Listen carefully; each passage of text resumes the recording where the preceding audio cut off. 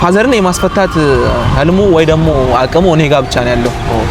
ልጅነት ይቅር በቃ ሁሉ ነገር ይቅርና ብዬ ፖሊስ ቤት ገባሁ። በጣም ስቃይ በሆነ ሁኔታ ያንን ስልጠና ጨርሼ አዲስ አበባ ፖሊስ ገባሁ። ስንት ወር ነው የሆነው ስልጠና?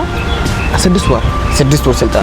በጣም ጀስት መከላከያ ራሱ የማይሰለጥኑ ለፖሊስ ስልጠና ይዛኔ የተሰጠው ሶማሊያ ክልል ነው። ጥግ ደጋቡር የምትባል አካባቢ የልዩ ኃይል ማሰልጠኛ ማለት ነው።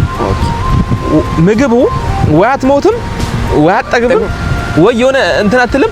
6 ወር ሙሉ እንጀራ የሚባል ነገር የለም። ዳቦ ብቻ ነው። ዳቦ ብቻውን ልትበላ ትችላለህ። ምክንያቱም የዛኔ ትንሽ የጦርነት ነበረ። ይሄ የትግራይ ጦርነት ምናምን ስለነበረ በቃ ጀስት ሁሉም እንትን ያለው መንግስት የሚያደላ ወደዛ ነው። ይሄኛው ስልጠና ላይ አያደላ እና ብዙ ርቀት ነበር፣ ብዙ ኪሎሜትር ነበር ለመብላት ምግብ ይዞ የሚመጣው። ውሃ የቦቲ ውሃ ነው የምንጠጣው። ኖርማል ነው በቃ በዛን ሰዓት ሽንትም ብትጠጣ ኖርማል ነው። ሰርቫይቫል በቃ ኖርማል ነው የምትሆነው። እኔም በጣም የሚገርመኝ ነገር እግዚአብሔር ጀስት ውሃውን ለመቅዳት ከስልጠና ስትመለስ ላብ ምናምን ይኖርሃል። ያ ላብ እዛ ውስጥ እየተንጠፈጠፈ ቀርተ ነው የምትጠጣው። እንዴት እንደሚጠም እንደው በጣም እኔ እንጃ። ከዛ ወጣሁ እንደምንም ብዬ ወጣሁ።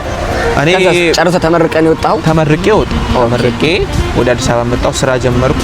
የት ጣቢያ ተመደብክ? ልደታ ጣቢያ ገባሁ። በጣም አሪፍ የሆነ እዛ ማህበረሰቡ በጣም አሪፍ ነው፣ ያቀርቡሃል ምናምን። ግን አንዳንድ አሁን ለምሳሌ ወጣቱ ፖሊስን የሚያስብበት መንገድ አለ። አንተ ብቻህን አንድ ፖሊስ መሆን አትችልም። የጋራ የሆነ መለያ አለ፣ ታውቃለህ? የጋራ የሆነ መለያ አለህና የአዲስ አበባ ልጅ ፍቅርን ይፈልጋል። እኔ ጀስት ሰራ የነበርኩት ከነሱ ጋር አያገናኘኝም።